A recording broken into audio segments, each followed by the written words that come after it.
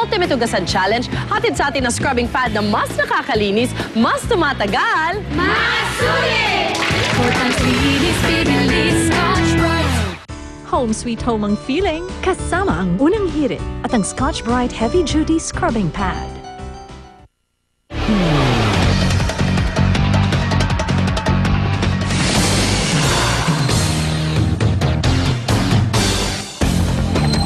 Mga lokal na pamahalaan sa Metro Manila, itinodo na rin ang paghahanda sa pagtama ng Bagyong Juan. Yan ay kahit ang Northern Luzon ang itinutumbok po ngayon ng bagyo. Narito ang report. Kung tatama po ang Bagyong Juan o hindi, handa po na siguro ang lahat. And with that, we assure the public of the readiness of all agencies involved. Yan ang naging pagtitiyak ni MMDA Chairman Francis Tolentino sa pulong sa Metro Manila Disaster Risk Reduction Council.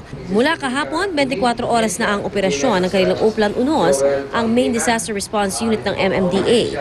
At kung hindi man mapuruhan ng Metro Manila, inatasan daw siya ni Pangulong Noynoy Aquino na tulungan ang mga probinsyang inaasahang mapipinsala ng Bagyong Juan. Short-term objective is to craft a comprehensive disaster plan. Nakaalerto na rin ang PNP maging ang Bureau of Fire Protection. Magpapakalat din daw sila ng mga fire truck at ambulansya na handang rumisponde. Itinaas na rin ng DOH ang code white. Ibig sabihin naka-standby na ang kanilang teams para sa anumang emergency. Ang DSWD ay nag-imbak na ng mga gamit sa kanilang mga warehouse sakaling mga ilangan ng dagdag na supply para sa inaasahang evacuees.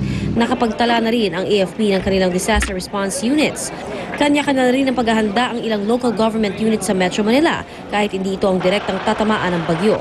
Ang lungsod ng Pasig na isa sa mga matinding na pinsala ng Bagyong Ondoy noong nakaraang taon, ayaw nang magbaka sakali kahit hilagang Luzon ang punteriya ng direksyon ng bagyo. Ipinakita pa ng Pasig Rescue Team ang kanilang mga sasakyan at kagamitan na magagamit sa oras ng pangangailangan. Ready na rin ang mga bangkang gagamitin sa Malabon kung sakaling bahain ang lugar. Puspusan na rin ang paghahanda ng Valenzuela. Naka-standby na rin ang kanilang mga rubber boat at iba pang rescue equipment, pati na rin ang kanilang mga truck at ambulansya. Oplan Bayanihan, inilunsad ng National Telecommunications Commission o NTC. Dahil nito na tumulong sa pagbibigay ng komunikasyon sa pagitan ng mga lugar na apektado po ng Bagyong Juan at ang National Disaster Risk Reduction and Management Council. Pagiging katuwang ng NTC ang iba pang otorisadong amateur radio civic groups. Ang mga naturang grupo ang siyang magbabato naman ng impormasyon sa NTC kung saang lugar nangangailangan ng tulong. Ang NTC naman ang siyang mag-uulat ito sa mga kinaukulan para mabigyan ng aksyon. Samantala, makakusap din natin si Philippine Coast Guard spokesman, Lieutenant Commander Arman Balillo. Good morning, Lieutenant Commander Balillo. Igan, magandang umaga at magandang umaga sa lahat na nanonood sa inyong palatuntunan. Kamusta yung pagbabantay natin sa mga karagatan? Well, nag-issue na tayo ng direktiba nung Sabado pa lang, Igan, ng Notice to Mariners na pinagpapaalala doon sa mga kababayan natin na maglalayag pa na tatamaan ng bagyo. Opo. Na wag na munang maglayag kung ito'y directly merong epekto doon sa lugar na pagbabiyahihan nila. In fact, may tatlong small vessels dito sa Northern Luzon ang pinigil ng Philippine Coast Guard. Merong dalawa dito sa Pangasinan na nag-take shelter at merong pang tatlo dito kanina sa Bataan na pinag-take shelter na rin natin. Kasi minsan maaliwala sa Pampang pero sa gitna na, doon sila sasalubungin eh. Tama ka doon, Iga, no? At ngayon umiiral na rin yung ating signal. Pag signal number 1, yung 1,000 gross tons and below, hindi na pwedeng maglayag. Okay. At pag signal number 2, lahat ng mga sasakyang pangdagat, maging yung mga fishing vessels, ay hindi na rin natin pinapayagang maglayag. At ang directive nga ni Admiral Tamayo, kapag merong mga barko o mga sasakyang pangdagat na nagpilit ay uhulihin natin at didetain natin. Okay, so maliwanag yung signal number 1 doon sa mga lugar na binanggit natin kanina, wala na kayong pinapayagang bumiyahe na maliliit na mga sasakyang pandagat. O, Igan, ang primarily affected nito nga sa signal number 1 itong mga nasa Batangas, no? Dito sa Metro Manila, wala naman tayong nakikitang problema sapagkat malalaki yung mga barko dito. Ang tinitingnan lamang natin dito yung sa mga karatig lugar dito sa Manila Bay, yung mga fishermen na magpipilit pa rin maglayag at nagmamonitor yung ating Coast Guard District NCR at Central Luzon at minamarshal natin yung mga coastal areas para masigurado natin na yung mga fishermen ay hindi na maglalayag. Doon sa Batangas Port, may yung malalaking mga shipping lines pinapayagan nyo?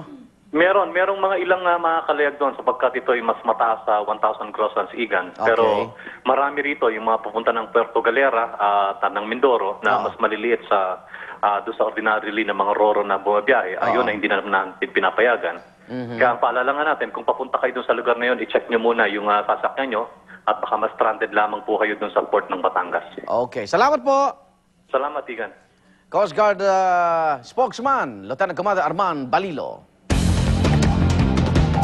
Samantala, muling nagsanay ng K9 unit ang Philippine Coast Guard. Yan ay upang maiwasan ang mga trahedya sa mga pantalan. Ang report mula kay Jiggy Manicad. Let us congratulate the new graduates. Isang golden retriever na si Jasmine sa mga gumraduate sa K9 Training School ng Philippine Coast Guard.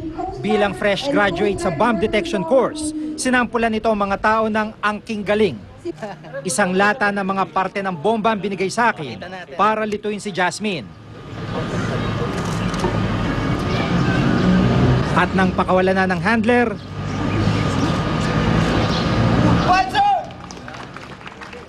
There's an ongoing hostage. may mga bago rin programang Coast Guard na training para sa mga attack dogs. Hostage taker. At syempre, hindi mawawala mga drug sniffer na malaki na itulong sa pag-recover ng mga cocaine na naanod sa Samar. Sa ngayon, ang skills ng aso natin nasa anti-narcotics or anti-illegal drugs, no? And also on anti-terrorism. And they form the security chain, in our vital ports in the country. Pero ang pinakasikat sa lahat, ang mga aspin o ang asong Pinoy na ito na sina Pacman, Arnel, Charis, Fiona at Cola. Mga bagong recruit para magsilbing bomb sniffing o di kaya'y drug sniffing dogs. Gusto nating patunayan na ang lahing Pinoy ay kayang makipagsabayan sa mga imported na lahi. Tinatayang may 300 pantalan sa buong bansa. Kahit pa may 200 aso ng K9 unit ng Coast Guard, kulang pa rin daw mga ito para bantayan ang mga pantalang ito. Susulisit po ulit kami ng donation sa mga iba't ibang pet owners para mas mapakinabangan yung kanilang mga alaga. Para sa unang balita, Jiggy Manicad reporting.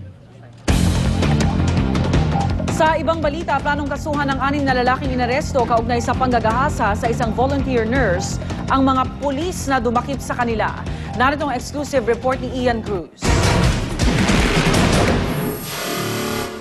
Wala raw warrant ang pag-aresto sa 6 na suspect sa gun rape sa South UP, Maguindanao. Dinismiss sa Maguindanao Prosecutor's Office ang reklamo laban sa 6 nitong Miyerkules dahil sa kawalan ng probable cause. Walang reasonable ground. So ang under kasi sa warrantless arrest, dapat mayroon kang reasonable ground na yung accused o yung tao has just committed an offense, about to commit offense, o yung sabi natin yung pugante. So hindi sila mahulog doon. Binanggit din daw ng 6, pati ng iba pang nurse na kasama ni Florence na nakainom daw ang mga pulis na rumisponde sa kaso. Ang alam namin is lasing yung mga pulis nung nangyari insidente, kaya nagkagulo-gulo.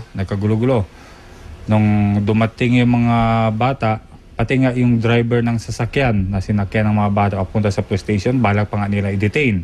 Kasong administratibo at kriminal daw ang kanilang isasampa sa Office of the Ombudsman laban sa arresting officers. Nakausap sa telepono ng GMA News, Inspector Remy Valdesco na dating hepe ng South UP Police at nakatalaga na ngayon sa Davao City. Itinanggi niyang nakainom ang mga nag-imbestiga sa kaso. Dumaan din daw sa tamang proseso ang pag-aresto sa 6. Mula rito sa Cotabato City, Ian Cruz reporting.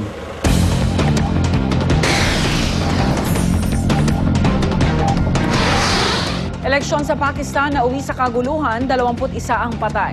Papunta sa kani-kanilang presinto ang mga residente para bumoto sa nabakanting pwesto ng isang pinatay na mambabatas nang biglang magpaulan ng bala ang ilang armadong lalaki. Iniimbestigahan na ng mga pulis kung may kaugnayan ang naganap na